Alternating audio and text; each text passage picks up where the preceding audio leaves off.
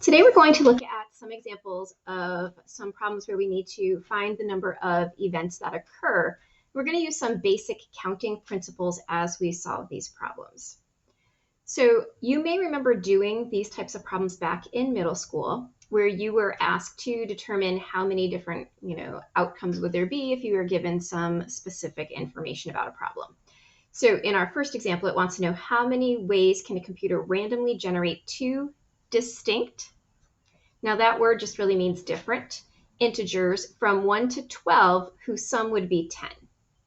So in a problem like this, one way that you could determine this would be to make a list of all the possible outcomes. So I can say, all right, well, the random number that pops up is 1. And so in order for the other, in order to meet the criteria for this problem, our next number would have to be 9 to make a sum of 10. And that would be one possible outcome.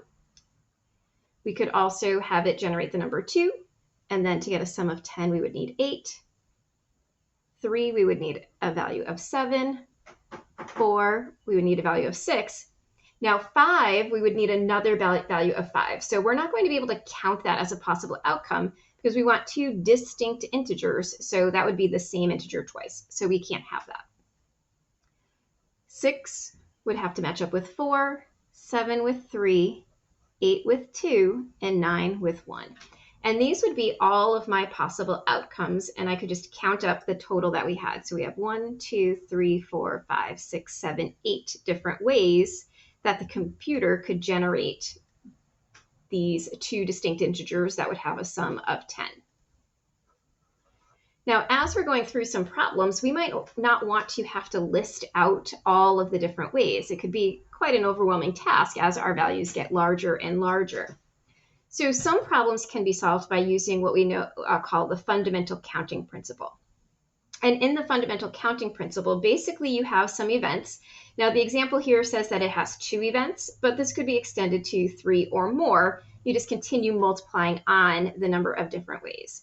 So you look at how many ways the first event can occur, how many ways the second event could occur, how many ways the third, etc. And then you multiply the number of ways that each event could possibly occur to get your final outcome. And that's what we call the fundamental counting principle.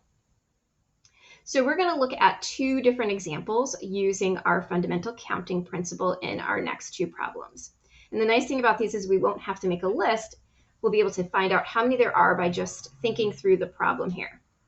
So in a certain state, each license plate consists of 2 letters followed by a 4-digit number. So we're going to have 2 letters and then a 4-digit number. So we have 6 spots that we're going to fill in. And we want to know how many distinct license plates can be formed. So as we're generating this list, basically what can happen is my first letter here, my first spot, has to be a letter. And if we think about the alphabet, there are 26 letters in the alphabet.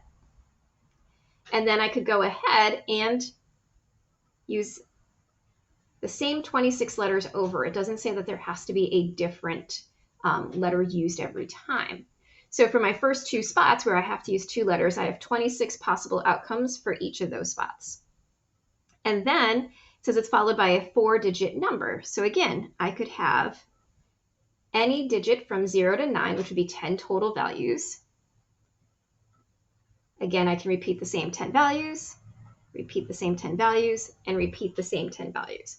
And if I multiply all this out, we would get 6,760,000 different ways that this could happen. It's a good thing I didn't have to make a list because we would be here for a while trying to write them all out. Now, when you're using this fundamental counting principle, just make sure that you're paying attention to if there are any restrictions that would change out how many of these values you can use. So sometimes it says that maybe a letter can't be repeated, so then you would have 26, and then your next number would only be 25. Or same thing with a number. Maybe you can't repeat digits. So once you pull out a 0, then your next one you can only have 9 values and so forth. So just pay attention to if there's any restrictions. Example 3 is going to give us an example of that. So in example 3, they want to know how many 3-digit numbers can be formed where the leading digit cannot be 0. So that means when I'm thinking about my values from 0 to 9, I can't use 0, so I only have 9 possible outcomes for that. And then it also tells me that this should say the last number must be a multiple of 5. Now, if you think about multiples of 5, they either end in 5 or 0. So there's really only 2 options for that last number. But they didn't give me any restrictions on the middle, so my middle number can be any integer I want. So I would have 10 values to choose from for that one. So I had a restriction on my first number and a restriction on my last number, but no restriction on my middle number. And so all of the possible outcomes that I would get would just be the product of those 3 numbers. So there's 180 ways that we could create this 3-digit number using those restrictions. Now, when we're looking for the number of ways that a certain number of elements can be arranged in a specific order, we're looking at what is called a permutation of the elements. So when we have so many objects that we want to place in a specific position, say we have some picture frames that we want to hang on the wall, once you put a picture frame up, then you have one less to choose from. And whether I put picture A in the first spot or picture A in the last spot would be a completely different arrangement. So this is what we're looking at as a permutation. So when we're looking at how many ways we can position objects, we're thinking about the number of ways in each spot that we would have. So in example 4, we want how many ways can 7 children line up in a row? So 1, 2, 3, 4, 5, 6, I need one more child. All right, so obviously when I go to put the first child in a row, I had 7 children to pick from. But then once I put that first kid in place, now I only have 6 to choose from. Then I only have 5, then 4, then 3, then 2, then 1. And this would be my permutation, where I took all 7 objects and lined them up in order. If we do the math on this, we get 5,040 ways we could line up our 7 children. Now, as you're looking at this pattern, you might be recognizing this from when we worked earlier in our sequences and series unit, we talked about a factorial. And you might recognize this right here is really just 7 factorial. So a permutation is really just a factorial if you're organizing every single object in that list. And so at the top of the next page, I have that lovely definition for you right here. Again, it's really showing us how the number of permutations of a specific number of elements, where you're taking all of your elements and putting them in an order, is just that number factorial. But sometimes maybe we have a set of objects and we don't want to necessarily put all of them in order. Maybe we have 20 pictures, but we only want to arrange 3 of them on in a photo album or something like that. So in some cases, we might be ordering only a small set or a subset of our entire collection rather than the entire collection. And that's how what we call a permutation of n elements taken are at a time. So we're going to look at a problem where we think through what's happening, and then we'll see how we would use this notation to solve the problem. So in example 5, we have 12 cyclists competing in a race. And we want to know how many ways can the cyclists come in, first, second, or third. So out of our 12 cyclists, we're only going to arrange 3 of them. So as they're running through the race, well, there's 12 people that have the potential to come in first place. But then once one of those cyclists cross the finish line, now that means there's only 11 racers left to come in second. And then there would only be 10 left in that pool of cyclists to come in third place.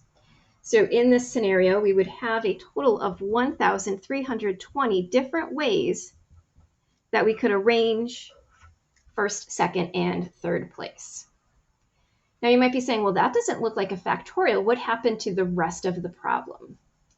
When we're using a permutation of n elements taken r at a time, we can represent that by using a capital P for our permutation.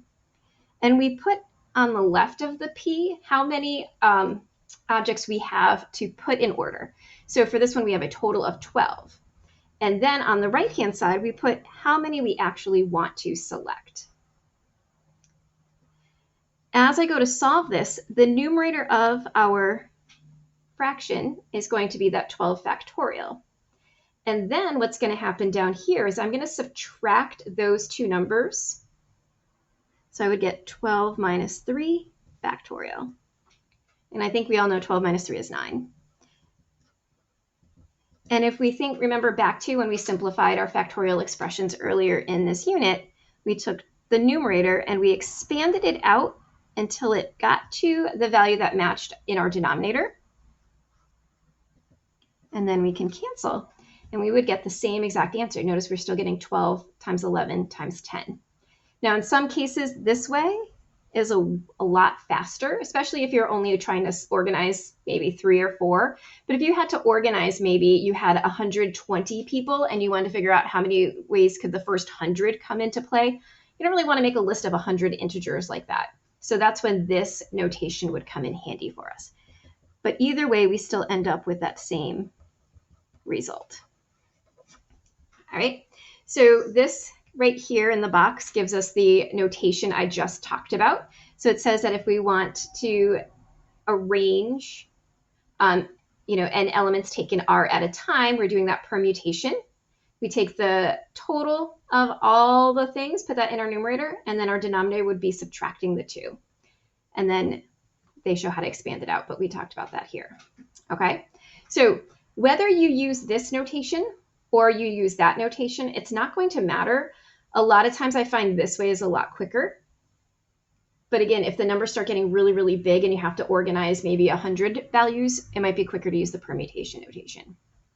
All right, we're going to look at one last example, and then you're going to go ahead and try practicing our counting principles today. So in our last example, we have a coin club with only 5 members, and we want to know how many ways can there be a president and a vice president. So again, option number 1, you have 2 outcomes that we're looking for, a person to be president and a person to be vice president. We have 5 members to choose from to fill in the president spot. And then once we assign a president, there's only 4 members left that could possibly become the vice president. So for this one, we have a total of 20 ways that we can make that happen. If we want to do this using our permutation notation, we would put the capital P. We have 5 members and we're choosing 2 to become president and vice president. That would be my fraction 5 factorial. 5 minus 2 would be 3 factorial. If I expand that, my numerator would become 5 times 4 times 3 factorial. And again, I stop there to match up with the 3 factorial in my denominator. And notice, again, I'm still getting that same answer, just my math looks a little bit different for how I got there. All right, so you have 10 problems to try that are going to be similar to these examples here. And if you have any questions, feel free to reach out to me.